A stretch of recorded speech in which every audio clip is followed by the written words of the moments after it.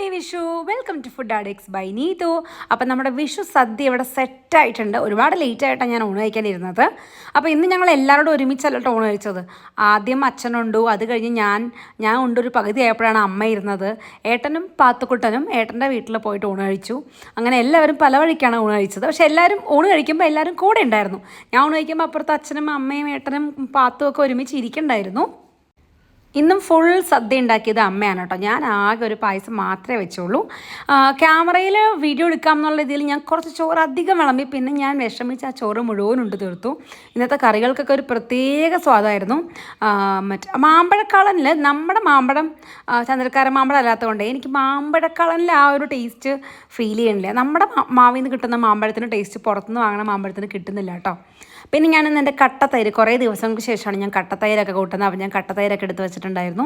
പിന്നെ ക്യാബേജും തോരനും ഒന്നും പറയാനില്ല, അത്ര അടിപൊളി ടേസ്റ്റായിരുന്നു.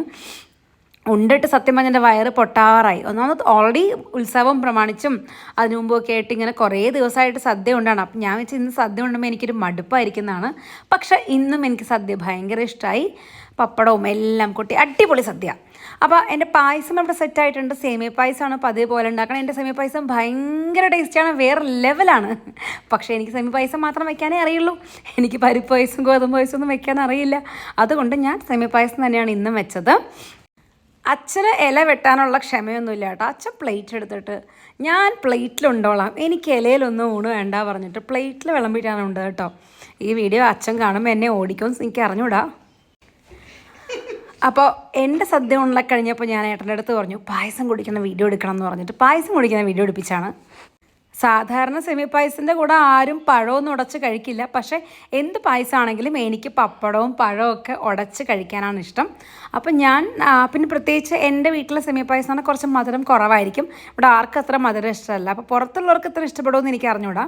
ഞങ്ങൾക്കൊക്കെ ഈ ചെറിയ മധുരത്തിലുള്ള പായസമാണ് ഇഷ്ടം. അപ്പോൾ നമ്മൾ പായസവും പപ്പടവും പഴമൊക്കെ കൂട്ടി ആഹാ വിഷു സദ്യ അങ്ങോട്ട് പൊളിച്ചു.